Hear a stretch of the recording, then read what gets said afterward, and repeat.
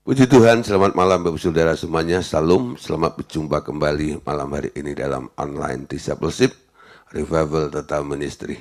Puji Tuhan, kita malam hari ini boleh kembali untuk bersama-sama berkumpul untuk kita belajar firman Tuhan bersama-sama ya.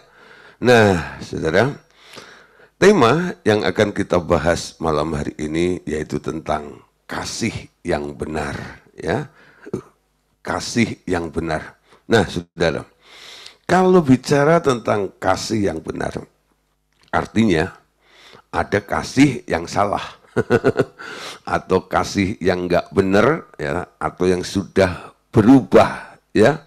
Nah, saudara, dengan kondisi sekitar kita, dengan kondisi dunia yang semakin rusak karena di bawah pengaruh daripada penguasa-penguasa dunia, yaitu si iblis itu ya, mereka mencoba karena mereka misinya adalah untuk mencuri, membunuh, dan membinasakan. Nah, oleh karena itu, kasih yang awalnya itu adalah unsur daripada Allah yang ada di dalam diri manusia. Ketika manusia itu mulai jatuh dalam dosa, kasihnya mulai berubah, ya. Kasihnya mulai bergeser. Nah, terjadilah yang namanya pergeseran kasih, ya.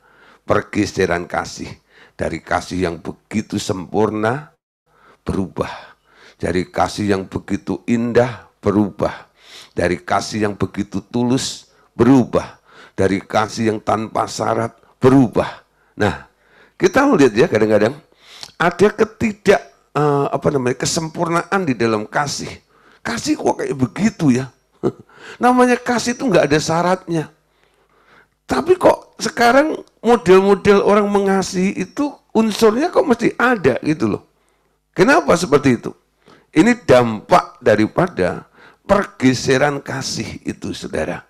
Nah, malam hari ini, saudara, melihat kondisi seperti ini, kita sebagai orang yang percaya, yang bertobat, kita sekarang kan dikembalikan lagi ya pada jalur yang tepat, jalur yang benar. Intinya saudara, ketika kita dipindahkan kembali ke dalam kerajaan anaknya yang kekasih, sekarang kita boleh kembali untuk meluruskan, untuk membenahi apa yang sudah nggak benar ini, yaitu masalah kasih. Amin.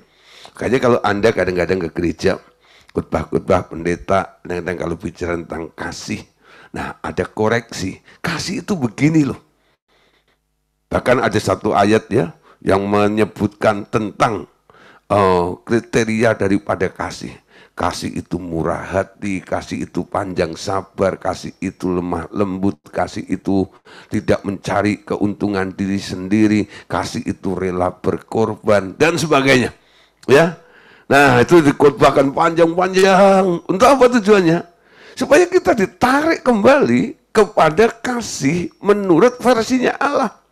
Sehingga pergeseran kasih yang pernah terjadi merusak tentang unsur kasih itu boleh dikembalikan lagi, sehingga kita bisa menemukan kembali tentang kasih yang benar.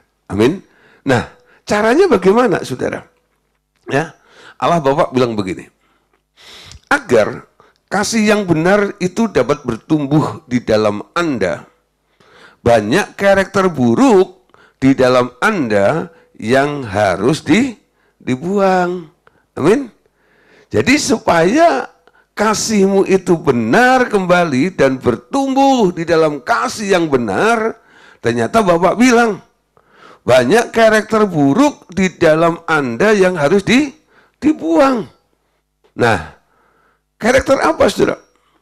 Ketika engkau menjadi manusia yang egois, ya, yang mementingkan diri sendiri, nah dengan karakteristik ya dalam kehidupan Anda, karakter-karakter yang mulai buruk, yang jahat, yang muncul, itu yang perlu ya, dibuang dari dalam kehidupan Anda.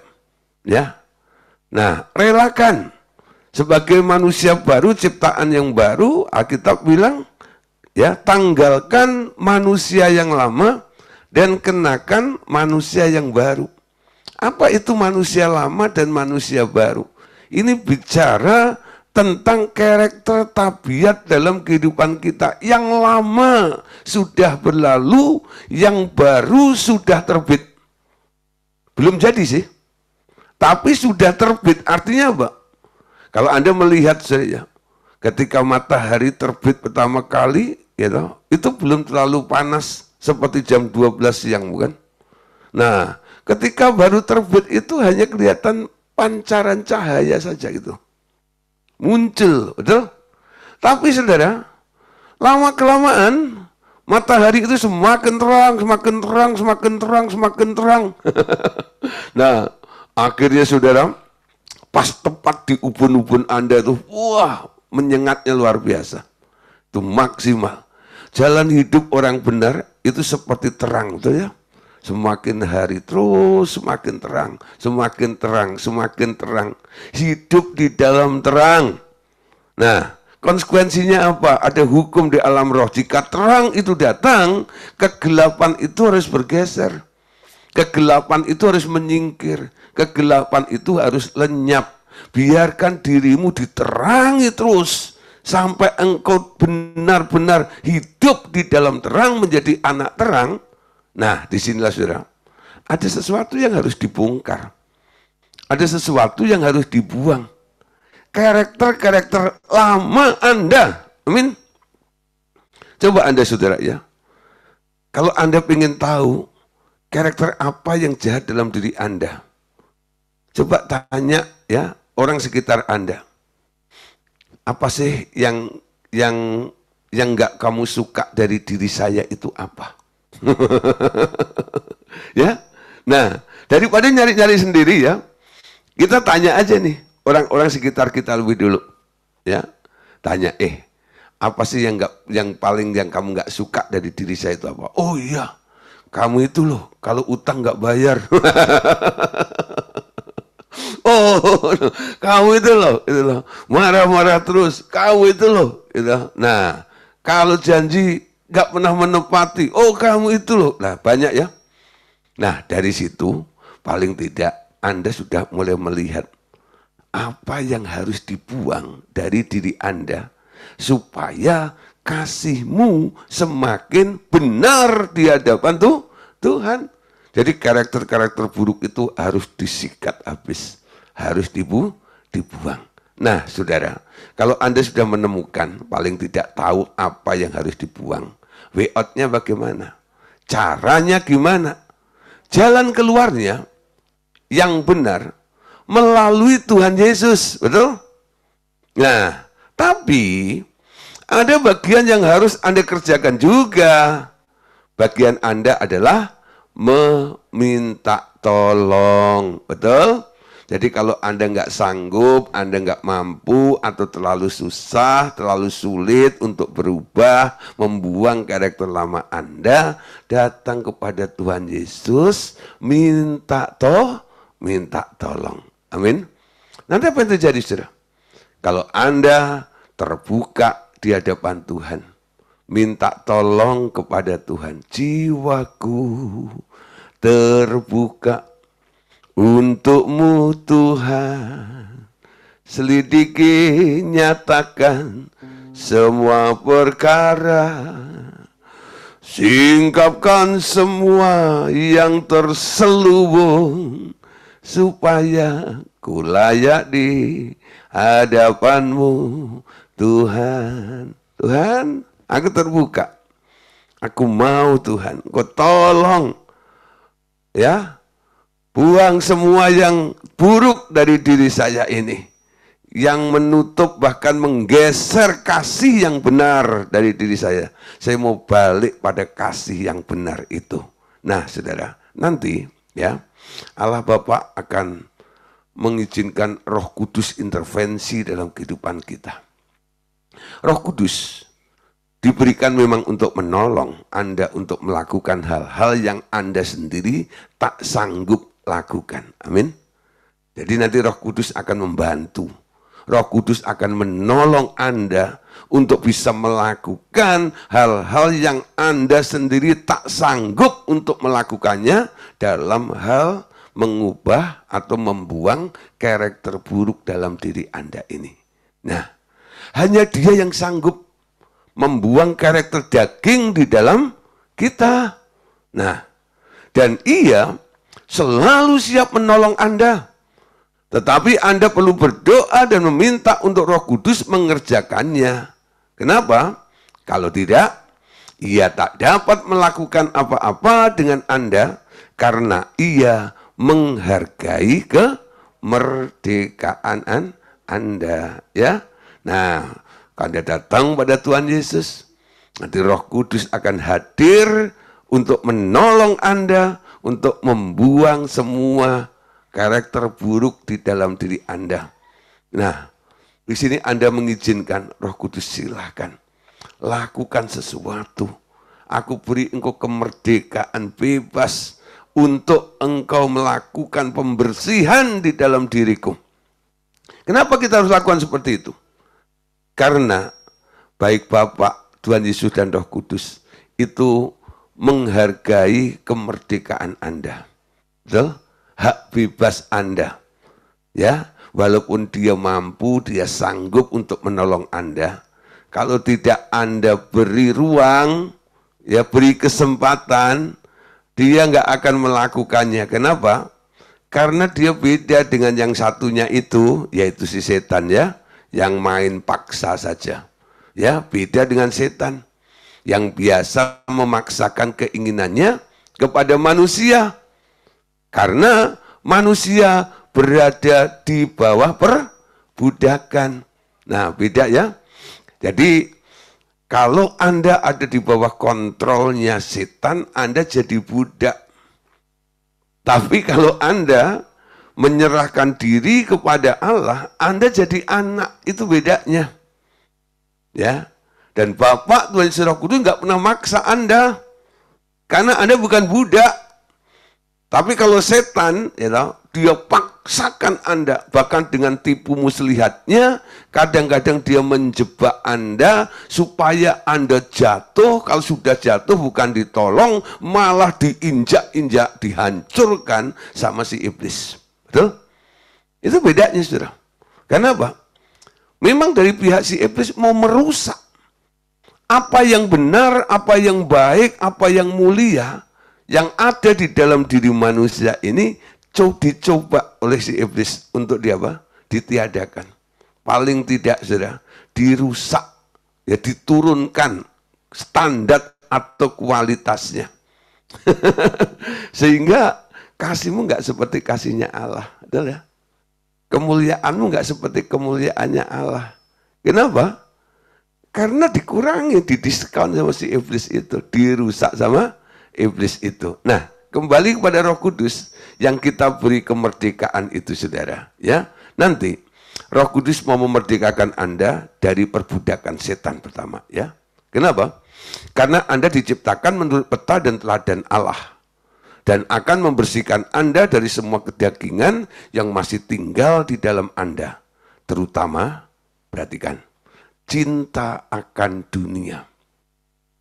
Agar memberi kesempatan kasih yang benar tumbuh di dalam Anda.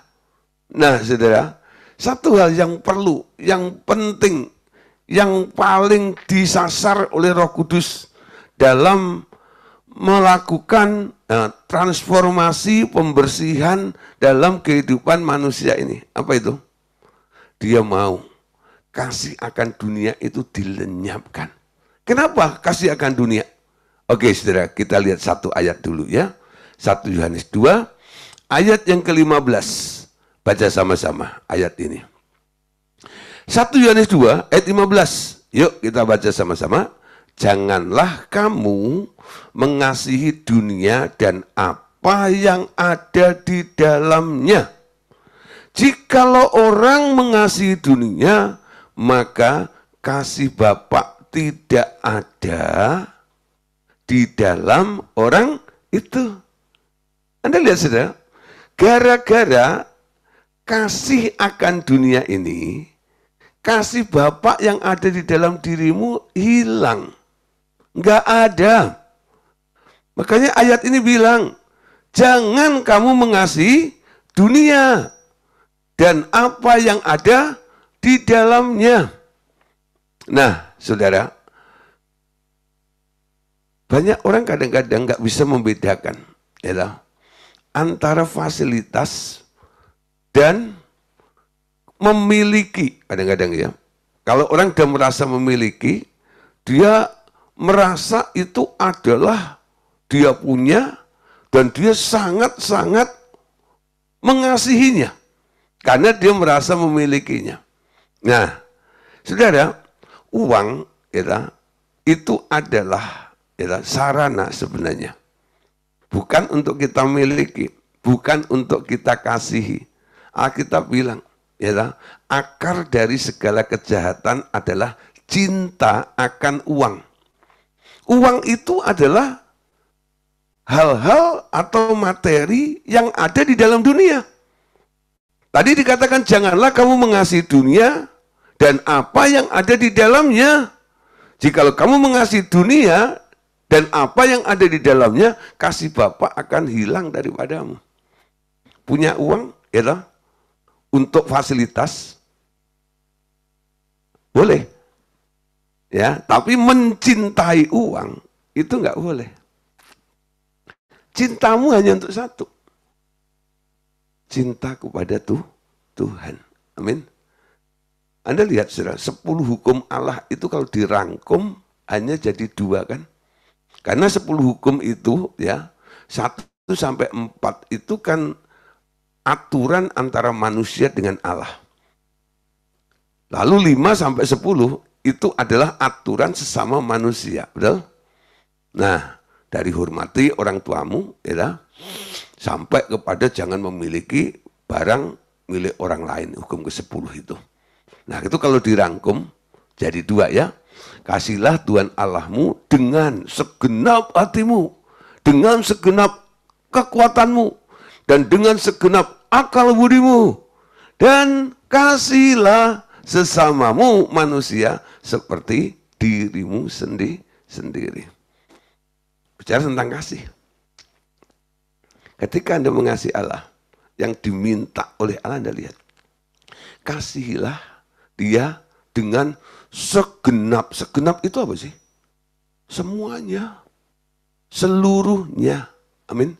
Artinya, kasihmu nggak boleh bocor. Kasihmu nggak boleh sampai mengalir ke tempat lain. Kasihmu cuma satu. Hanya kepada Allah. Betul? Dengan segenap hati. Dengan segenap kekuatan. Dan segenap akal budi kita. Kasihi dia. Ketika saudara Anda melakukan dengan segenap tadi, kasihmu akan kembali menjadi kasih yang sempurna. Amin. Nah, ketika engkau mengasihi Allah dengan segenap tadi, engkau tidak mengasihi dirimu lagi. Engkau tidak lagi mengasihi yang lain. Engkau tidak mengasihi dunia dengan segala isinya. Hanya satu. Aku mengasihi Tuhan.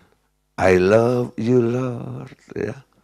Banyak orang Kristen lagu-lagunya, aku mengasihi engkau Yesus. Dengan segenap hatiku. Segenap yang mana? Ya, kalau presentasinya Anda hitung kadang-kadang, kasihmu kepada Tuhan kadang-kadang 30% aja nggak nyampe. Ya. Lebih banyak apa? Mengejar dunia, mengasihi ini, itu, dan itu yang sebenarnya hanya fasilitas. Amin. Nah, saudara, orang yang mengasihi dunia, nggak ada kasih Allah di dalam dirinya. Sehingga mereka menjadi kedagingan. Jadi yang dikejar, yang dicari, bahkan yang dikasih itu adalah hanya fasilitas demi untuk mencukupi kebutuhannya. Ya. Sehingga menjadi keinginan itu. Nah, dari sini saudara, mereka akhirnya jatuh pada keinginan daging. Ketika mereka jatuh dalam keinginan daging, hidup mereka nggak berkenan kepada Allah. Roma 8 ayat 8. Mereka yang hidup dalam daging tidak mungkin, ya. Mereka yang hidup dalam daging tidak mungkin berkenan kepada Allah. Amin. Enggak mungkin berkenan kepada Allah. Hidup dalam daging. Nah, salah satu ya perbuatan daging apa? Serakah, betul? Keserakahan. Ini bicara tentang memiliki segala sesuatu kan? Enggak pernah puas. Cari terus, cari terus, cari terus, cari terus. Sehingga waktunya hanya dihabiskan untuk mencari. Ya. Padahal Alkitab bilang, Yesus mengajarkan dalam doa Bapa kami, berilah kami makanan kami secukupnya. Biarlah kesusahan sehari cukuplah untuk sehari. Nah, orang yang nggak pernah puas, dia mengejar dan mengejar terus. Akhirnya sudah lupa Tuhan. Bahkan kadang-kadang mereka mencari Tuhan pun hanya untuk memperalat Tuhan supaya dia boleh mendapatkan apa yang sedang dia kejar. Yang dikejar siapa? Bukan Tuhan. Yang dikejar bukan kesempurnaan, yang dikejar bukan kekudusan. Yang dikejar bukan kemuliaan, tapi yang dikejar apa? Kebutuhan hidupnya. Itu ciri orang yang hidup di dalam daging. Keinginan daging. Orang-orang yang model seperti ini, Alkitab bilang, mereka yang hidup dalam daging tidak mungkin berkenan kepada Allah. Amin. Saya tidak melarang Anda cari duit. Saya nggak melarang Anda bekerja. Silahkan. Tapi kalau Anda sudah jadi sapi perah, ya, nah, sampai akhirnya Anda lupa, ya, prioritas Anda bukan mengejar dunia, tapi prioritas Anda adalah mengejar Allah. Amin. Mengejar Allah sampai menemukan Allah. Tanda Anda mengasihi Tuhan. Nah, kita percaya ya. Alkitab itu berkata, cari dulu kerajaan Allah dan kebenarannya, maka semuanya itu akan ditambahkan kepadamu. Nah, saudara, jadi untuk kembali kepada kasih yang benar, keluar atau balik dari pergeseran kasih, ya, kasih Allah, ya, kasihilah Allah dan firman-Nya, ya. Kasihilah Allah dan firman-Nya. Ini kata Allah Bapa begini. Kasihilah aku dan firman-Ku. Ya. Kasihilah aku dan firman-Ku. Bapak katakan, aku mengirimkan roh anakku, yaitu rohnya Tuhan Yesus, melalui perkataan-perkataan yang aku katakan kepadamu, lebih besar kasihmu kepada firman-Ku, lebih besar pula kasihmu terhadapku akan bertumbuh. Amin. Nah, jadi saudara, kita lihat pertumbuhan daripada kasih ini, kita bisa kita bisa lakukan ya, untuk meningkatkan kapasitasnya, ya. Bagaimana sikap kita dengan firman, ya. Firman. Ketika kita mendengar firman, ya, apakah kita mengasihi ya, firman itu? Kalau kita mengasihi firman, kita akan cepat bertumbuh, saudara. Ya, maksud saya begini, saudara. Ayat ini Bapak tadi kan katakan begini, lebih besar kasihmu kepada firmanku, lebih besar pula kasihmu terhadapku akan bertumbuh. Nah, ketika Anda mendengar Tuhan bicara, entah itu melalui firman yang Anda baca, atau melalui hasil hubungan pribadi Anda dengan Tuhan, karena Anda chatting dengan Tuhan, ya. Ketika Anda mendengar firman-Nya ditujukan kepada Anda, apa yang Anda lakukan? Kalau Anda nggak melakukannya, Anda nggak mengasihi. Tapi kalau Anda melakukannya, itu bukti atau wujud Anda mengasihi firman itu. Ya, Alkitab bilang begini, jikalau kamu mengasihi aku, kamu nuruti segala firmanku. Amin. Jadi nurut firman itu identik dengan mengasihi dia. Nah, bedakan begini. Orang-orang yang kedagingan biasanya, dia comot firman yang dia suka. Ya, kalau dia sakit nih contoh, dia cari ayat dong. 1 Petrus. Oleh bilur-bilurnya, kamu telah sembuh. Wah, gitu ya. Ayat itu mulai diakui, diucapkan berulang-ulang, berharap dan sebagainya. Saya nggak bicara tentang janji Tuhan tentang kesembuhan ya. Itu pasti. Karena ayat itu memang janjinya Tuhan.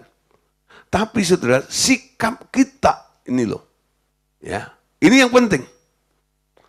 Apakah Anda memperlakukan ayat yang lain sama dengan ayat yang sedang Anda butuhkan untuk masalah Anda?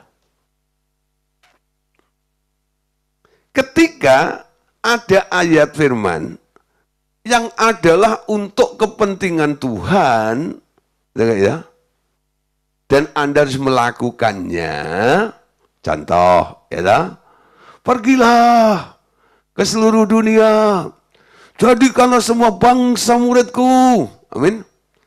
Apakah banyak orang merespon ayat itu? Wah, itu kerjaannya Pak Gideon tuh. Yang namanya hamba Tuhan. Ya, saya perginya bukan ke sono. Perginya adalah ke toko saya, ke perusahaan saya, urus bisnis saya, gitu ya. Kalau yang urusan mencari jiwa-jiwa itu, ya nanti kalau ada jiwa yang terhilang, saya telepon Pak Gideon. Pak Gideon punya waktu enggak? Tolong Pak Gideon, gitu ya. Padahal saudara, yang mendapatkan perintah Anda, Tuhan tunjukkan ada target objek, gitu. Orang yang harus diselamatkan, Tuhan bilang orang itu perlu diselamatkan. Tapi Anda lempar ke orang lain, Anda nggak mengerjakannya. Tapi kalau urusan saudara tentang kebutuhan Anda, betul ya, umpama saudara, bisnismu lagi macet, ya, usahamu lagi macet, lalu Anda comot saudara ayat, ya, Allahku sanggup memenuhi segala kebutuhanku menurut kekayaan dan kemuliaannya. Segala perkara dapat kutanggung di dalam Dia yang memberikan kekuatan kepadaku. Gitu ya. Anda nangkep istilahnya. Kelihatannya sama-sama berpijak atau pegang firman dan melakukannya. Aku percaya. Tapi saudara, motivasinya kan beda, betul? Motivasinya beda. Nah, kasihlah aku dan firmanku. Lebih besar kamu ya mengasihi firmanku, lebih besar pula kasihmu terhadapku akan bertumbuh. Jadi kadang-kadang saudara, Tuhan itu ya, dia berfirman kepada kita yang nggak ada hubungannya dengan kebutuhan kita, supaya kita melakukan, supaya kehendak Tuhan boleh terjadi di muka bumi. Ya, memang dari sisi ya keuntungan, ini adalah keuntungan surga, amin. Jadilah kehendakmu di bumi seperti di surga. Tapi di sisi lain, Dia mau Anda bertumbuh. Dia sedang menggeser kasihmu, mengurangi volume dagingmu, ya, yang selalu menuntut, sekarang Anda mulai tunduk kepada otoritas Allah, amin. Mau diperintah. Itu adalah kasih, ya. Jikalau kamu mengasihi aku, kamu nurut segala perintahku. Amin. Jadi firman-firman yang dalam kategori perintah. Nah, ketika engkau lakukan, Tuhan diuntungkan, Anda mengalami perubahan. Kasihmu disempurnakan. Betul? Kasihmu disempurnakan. Kasihmu semakin besar. Ya. Nah, saudara, Bapak katakan lagi begini. Hanya ada satu dasar untuk datang kepadaku, yaitu kasih.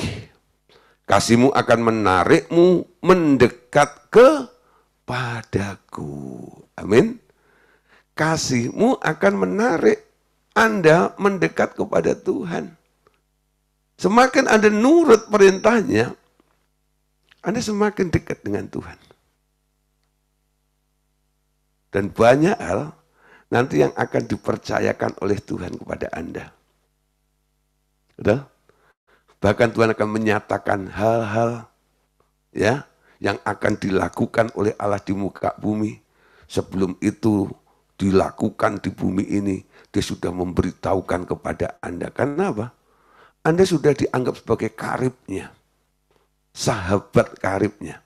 Sehingga dia harus memberitahukan, kadang-kadang dia juga minta saran kepada Anda. Gimana menurutmu? Ingat Abraham bukan? Ketika Allah mau menghancurkan Sodom dan Gomora. Ditanya sama Abraham sahabatnya itu. Gimana menurutmu? Itu kota sudah gak layak lagi. Aku mau hancurkan. Karena kejahatannya sudah melampaui batas. Abraham ya ngobrol sama Tuhan. Sekiranya ada 50 orang. Apakah engkau akan tetap, ada 50 orang benar di sana.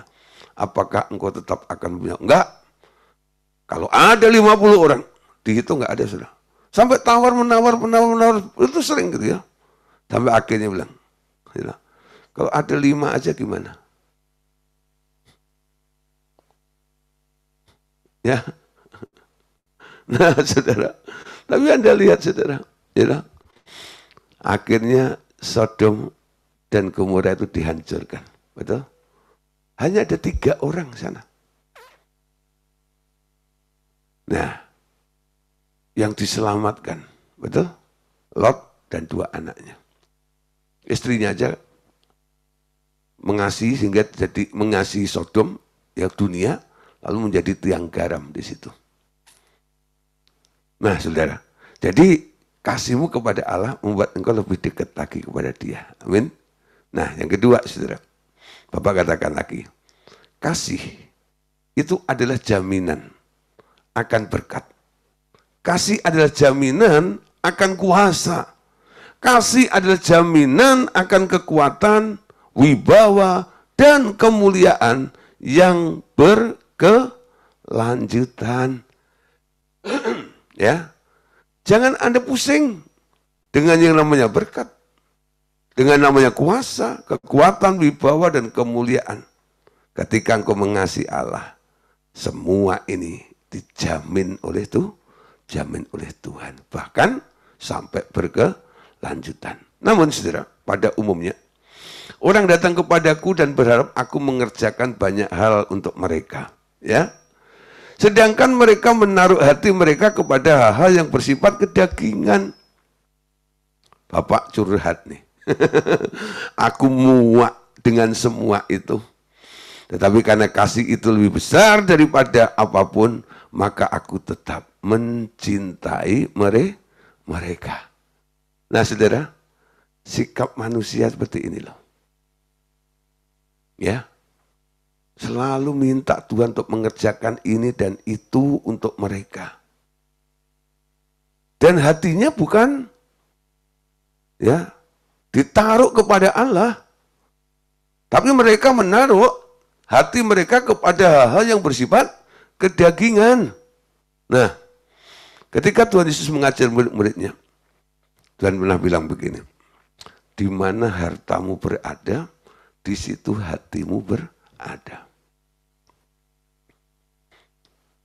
Di mana hartamu berada, di situ hatimu berada. Harta ada sesuatu yang Anda kasihi. Hartamu siapa? Ya. Nah, harta, ya, jadikan Yesus Allah sebagai harta dalam hidup Anda. Sehingga hatimu ada di sana. Di Allah itu loh. Kalau yang engkau anggap harta itu adalah segala apa yang Anda miliki yang disebut fasilitas itu, nanti hatimu di situ juga. Akibatnya apa? Ketika Tuhan mau mengevakuasi, Anda terjerat. Anda akan mengalami nasib sama seperti istri Lot menjadi tiang garam. Karena apa? Terpikat, menoleh ke belakang. Ya, nah, istri Lot itu nyaris hampir selamat. Kalau dia nggak noleh ke belakang, kenapa dia noleh ke belakang? Hatinya di situ, di harta itu, bukan di Tuhan yang sedang menyelamatkan dan sedang menolong mereka itu. Ya, hatimu, hartamu di mana? Disitulah hatimu berada juga. Amin. Jangan menaruh hatimu pada harta. Ya, taruhlah hatimu di pusat kehendak Tuhan, di jantungnya Tuhan, di hatinya Tuhan, di pikirannya Tuhan. Amin. Nah, sehingga kita tidak lagi menjadi orang-orang yang sekedar datang untuk minta supaya Tuhan, ya, berharap supaya Tuhan mengerjakan ini dan mengerjakan itu. Nah, kebanyakan saudara kadang-kadang nih ya, bukan saya nggak mau doain orang, ya, tapi kadang-kadang ada orang nih, tahu-tahu WA, ya loh, Pak Gideon, apa kabar, gitu ya. Oh iya, baik, nah, ada apa? Pak Gideon, ya. Tolong Pak, ya, doain, ya, supaya agar Tuhan, ya, melakukan ini, melakukan itu, dan sebagainya. Nah, kali dua kali kadang-kadang saya bimbing, saya doain gitu ya. Tapi lama-lama, ini kayaknya polanya harus diubah. Kenapa? Hatinya ada di harta itu. Ketika saya mulai geser hatinya supaya berpaut, melekat kepada Tuhan. Apa yang terjadi? Pak, ya, nanti kalau masalahku sudah beres, saya mau Pak, ya, melayani Tuhan. Saya mau Pak, seperti apa yang Bapak sarankan ini dan itu. Tapi Pak, ya, masalahku udah beres dulu. Saya bilang gini, ya, selama engkau hidup di dalam dunia ini, masalah nggak pernah berhenti. Masalah akan selalu ada. Ya. Tapi kalau Anda ada, hatimu ada, posisimu ada, ya, di dalam harta atau seisi dunia ini, guncangan selalu terjadi dalam hidup Anda. Engkau kena imbasnya. Tapi ketika hatimu melekat kepada Tuhan, itu beda. Anda tidak lagi ada di daerah yang goncang itu. Karena Allah menaruh Anda di satu kerajaan yang tak tergoncangkan. Betul? Nasibmu beda. Masalah tetap ada. Masalah bisa terjadi. Tapi saudara, hatimu nggak panik. Hatimu nggak cemas. Bahkan engkau selalu melihat akan ada jalan keluar. Karena engkau memiliki Tuhan yang besar. Tuhan yang dahsyat dan luar biasa. Nah, kadang-kadang perspektif kita ya, memandang masalah. Kenapa ada orang melihat masalah, dia nggak takut. Tapi ada orang yang melihat masalah, ketakutan luar biasa. Dia memandangnya dari mana? Ketika dia memandang dan dia ada di sekitar itu, dia akan ketakutan. Tapi kalau dia memandangnya dari tempat yang jauh, saudara, nah kadang-kadang dia malah asik rekam, betul ya. rekam gitu. Tapi yang ada di sekitar situ pasti panik bukan? Wah, ini banjir gimana ini, gimana? Nanti kalau sampai ke rumah saya gimana gitu dan begini. Lah, ada kekhawatiran. Tapi mereka yang ada di atas sana itu, mereka dengan santai. Ada masalah yang sama karena posisinya yang berbeda, ya lah. Hatinya berbeda. Yang satu khawatir, yang satu enggak. Amin. Nah, ini contoh saja, saudara. Di mana hartamu berada, di situ hatimu berada. Amin. Nah, saudara, next ya. Tapi barang siapa yang datang mendekat kepadaku, harus diajar bersikap yang benar, bukan? Nah, sikapnya seperti apa? Aku ingin semua orang mengetahui hal ini. Ya, ini perlu diketahui oleh semua orang. Yohanes 14, 23, 24. Jawab Yesus, jika seseorang mengasihi aku, ia akan nurut firmanku. Dan Bapakku akan mengasihi dia. Dan kami akan datang kepadanya dan tinggal bersama-sama dengan dia. Siapa saja yang tidak mengasihi aku, ia tidak menuruti firmanku.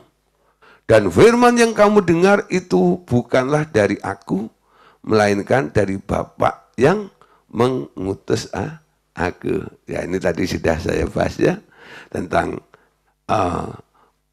orang yang disebut mengasihi Tuhan itu adalah orang yang nurut firman.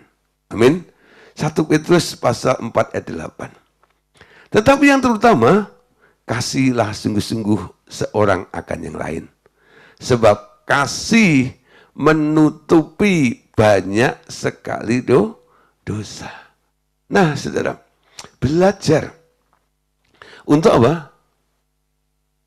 Mengasihi, ya, sungguh-sungguh seorang terhadap yang lain.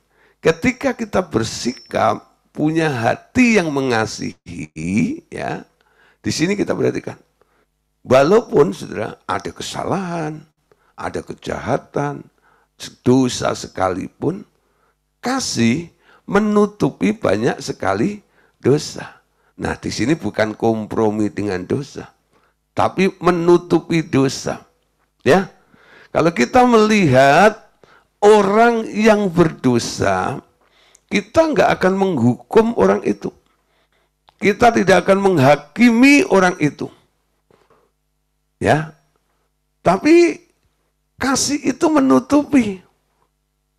Bagaimana cara mengeluarkan, cara membebaskan, cara menolong orang itu. Ingat, saudara, satu kali Tuhan Yesus dicobai oleh orang-orang Farisi dan ahli-ahli Taurat. Mereka menangkap basah ada orang yang berzina, ya.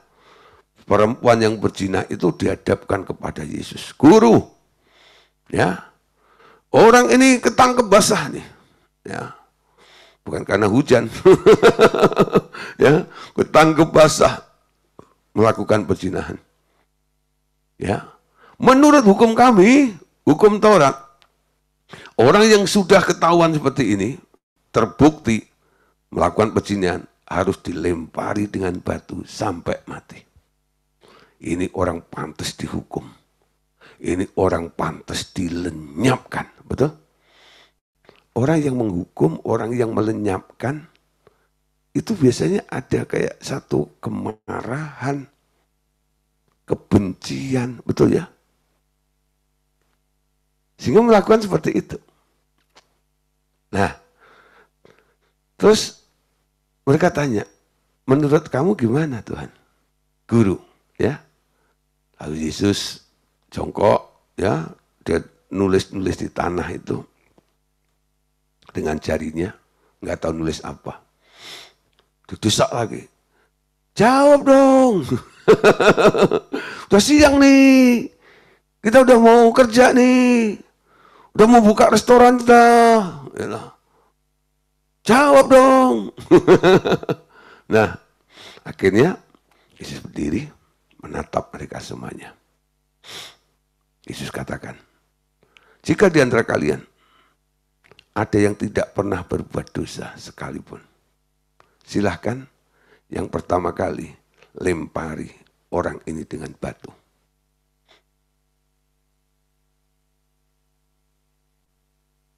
Yesus kembali menulis. Yang tadinya ribut, ya, lama-lama jadi sunyi. Ketika Yesus mengangkat mukanya, nggak ada orang, hanya perempuan itu tok. Semuanya kabur, pulang. Nggak ada yang melempari perempuan ini dengan batu. Kenapa? Mereka semuanya pernah berbuat dosa. Amin. Lalu dia tanya pada perempuan ini, adakah yang melempari engkau dengan batu? Oh, tidak ada. Adakah yang menghukum engkau? Tidak ada. Aku pun tidak menghukum engkau. Pergilah dengan selamat dan jangan berbuat dosa lagi. Anda lihat, saudara, apakah Tuhan Yesus setuju dengan perzinahan? Enggak. Tapi Yesus karena memiliki kasih, dia bisa membedakan. Yesus benci dosa, tapi dia mengasihi orang yang berdosa. Amin. Sementara orang-orang Farisi, ahli-ahli Taurat, dia benci dosa dan juga benci terhadap orang yang berbuat dosa. Itu perbedaannya, saudara. Pergeseran kasih sudah terjadi. Sehingga, saudara, nggak ada ampun sedikit pun. Nangkap, saudara, ya? Nah, ketika orang hidup dalam kasih, ya, 1 Petrus 4 ayat 8 tadi katakan, yang terutama kasihlah sungguh-sungguh seorang akan yang lain. Sebab kasih menutup banyak sekali dosa. Ketika engkau punya kasih, banyak orang yang diselamatkan. Contoh lagi, saudara. Yunus, tahu ya? Yunus itu nabi. Hamba Tuhan lah sekarang. Ya. Dipilih oleh Allah untuk satu misi tugas. Untuk apa? Untuk datang ke Niniwe. Tapi dia kabur ke Tarsis. Kenapa? Nggak suka kalau Tuhan ampuni orang Niniwe. Hatinya Allah mengasihi bangsa besar itu, Niniwe. Tapi Yunus enggak. Bahkan ketika dia sudah ditelan ikan dan akhirnya memberitakan kabar itu kepada orang-orang Niniwe dan rajanya, dan akhirnya Tuhan tidak jadi menghukum, ya, Yunus itu jengkel, gitu. Kenapa nggak jadi dihukum? Wah, ada orang kayak begitu ya. Kok ada orang kayak begitu? Ya. Nah, di sini ada nggak yang apa ya, suka berpikir orang kayak gitu udahlah, ya, habis aja lah. Ya. Nah, nggak ada kasih dalam dirimu. Kasih itu menutup segala dosa. Kasih itu menyelamatkan. Amin. Pikirannya berbeda. Konsep Taurat, ya, itu menegakkan keadilannya. Pokoknya ada dosa, si pembuat dosa sama dosa-dosanya habis. Singkirkan semuanya. Tapi Yesus beda. Kasih yang diajarkan oleh Tuhan berbeda. Dia benci dosa, tapi dia mengasihi orang berdosa. Kasih itu berupaya. Bagaimana bisa menyelamatkan orang berdosa itu. Amin. Nah, ya, nangkap saudara. Ya, 2 Timotius 3 ayat 2 sampai 4. Manusia akan mencintai dirinya sendiri dan menjadi hamba uang. Mereka akan membual dan menyombongkan diri. Mereka akan menjadi pemfitnah. Mereka akan berontak terhadap orang tua dan tidak tahu berterima kasih. ya. Tidak mau berdamai, suka menjelekkan orang, tidak dapat mengekang diri, garang, tidak suka yang baik, suka mengkhianat, tidak berpikir panjang, berlagak tahu, lebih menuruti hawa nafsu daripada menuruti Allah. Ya, ini sudah keadaan hari-hari ini. Yang dicintai bukan Allah, dirinya sendiri. Menjadi hamba uang, itu bukan hamba Tuhan.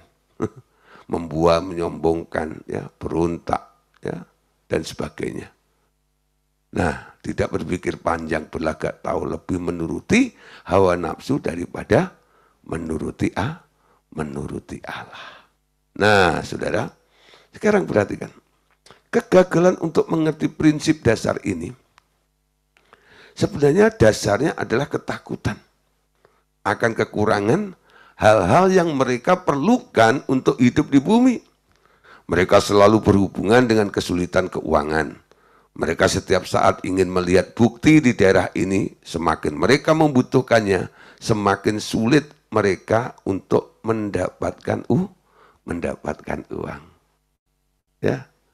Nah, saudara, kadang-kadang saudara, kita harus berani melepaskan apa yang sedang kita inginkan.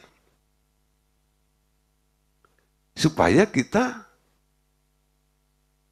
bisa ngerti tentang hatinya Tuhan.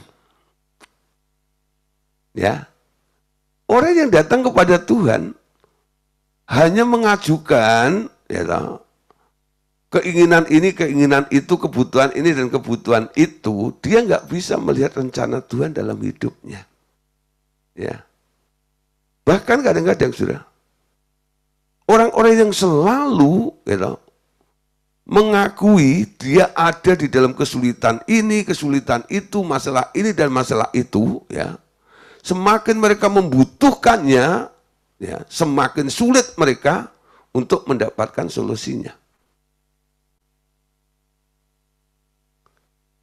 Orang yang mengasihi Tuhan harusnya berpikir begini, Tuhan, aku punya masalah sih. Ya, aku percaya Engkau sanggup untuk menolong saya. Tapi urusan, ya, itu nanti Engkau menolong atau enggak, ya, itu bukan satu persoalan bagi saya. Lebih enteng cara berpikirnya. Gitu. Di sini bukan berarti mengurangi kadar iman Anda, enggak. Justru di sini, saudara, hawa nafsumu mulai dikurangin dan Anda mulai belajar mempercayai itu Tuhan. Ya. Nah, saudara, dalam hal keuangan contohnya tadi itu, semakin Anda merasa kurang, nah, Anda nanti akan mengalami seperti ini. Semakin mereka membutuhkannya, semakin sulit mereka untuk mendapatkan uang itu. Mulai berpikirlah Anda ada di daerah kelimpahan. Nanti saja pikiranmu akan jadi encer. Tuhan memberikan pencerahan. Akhirnya Anda tahu, oh ada job ini, job itu, Anda bisa melakukan ini dan itu dan sebagainya. Enggak mengalami jalan buntu. Enggak menemukan jalan buntu. Tapi selalu melihat jalan. Selalu melihat pertolongan Tuhan. Selalu melihat peluang di depan Anda. Ya. Jadi prinsip dasarnya harus keluar dari ketakutan. Mulai bersyukur. Amin. Nah, ini pesan Bapak. Rahasia dalam hal keuangan, ya. Rahasia dalam hal keuangan ini adalah jika seorang menginginkan sesuatu di bumi melebihi apapun, semakin banyak keringat yang mereka harus hasilkan untuk itu adalah aturan kutukan di taman gara-gara manusia itu dikutuk. Lalu Allah bilang sama manusia, sama Adam, ya, dengan peluhmu, dengan usahamu, dengan keringatmu, engkau akan mencari rezekimu. Amin. Itu ucapan yang diucapkan oleh Allah ketika ya, ular dikutuk, perempuan dikutuk, betul? Lalu dia bilang sama manusia Adam, karena engkau mendengarkan perkataan istrimu, terkutuklah tanah. Memang dia nggak dikutuk sih, fasilitasnya yang terkutuk. Sehingga tanah menjadi males. Dengan usahamu, dengan peluhmu, dengan keringatmu, engkau akan mencari rezekimu. Itu kutuk Taman Eden namanya. Kalau nggak berkeringat, kalau nggak berupaya, mana dapat, seperti itu ya. Nah, jadi ini rahasia keuangan yang Bapak mau bukakan kepada kita malam hari ini, ya. Yang hari-hari ini masih ya ngalami kesulitan dalam keuangan. Perhatikan ini. Rahasia di dalam hal keuangan ini adalah jika seorang menginginkan sesuatu di bumi, melebihi apapun, semakin banyak keringat yang mereka harus hasilkan untuk itu. Ya, itu adalah aturan kutukan di Taman Eden. Nah, tetapi semakin mereka mempercayaiku, kasihku tidak akan menolak untuk menolong mereka. Aku tak dapat menghentikannya. Ya. Jadi orang yang berpeluh, orang yang berupaya itu karena khawatir. Semakin Anda mempercayai Tuhan, Tuhan gak akan menolak untuk menolong Anda. Selalu ada jalan. Amin. Nah, bagi Tuhan saudara gak ada yang mustahil. Amin. Kejadian 22:14. Dan Abraham menamai tempat itu Tuhan menyediakan. Sebab itu sampai sekarang dikatakan orang di atas gunung Tuhan akan disediakan. Anda tahu ceritanya? Ketika Tuhan menyuruh Abraham untuk mempersembahkan Ishak, ya, bawa ke Bukit Moriah.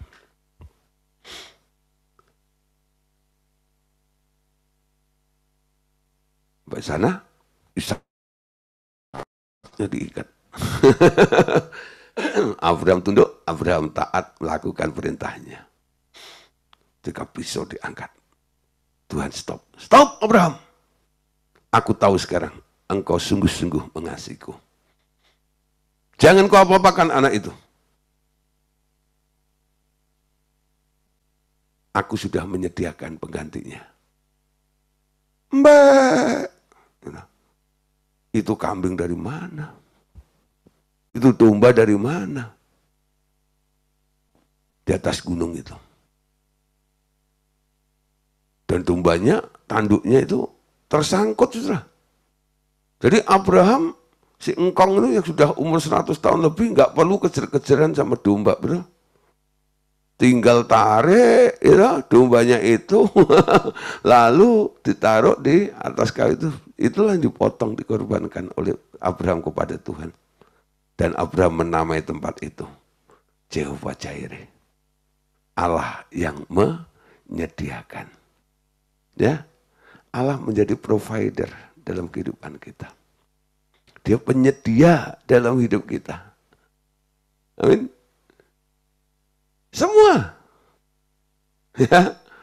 Nah, Anda bisa ikutin acara seperti ini karena Anda punya kuota, ya. Nah, ada jaringan.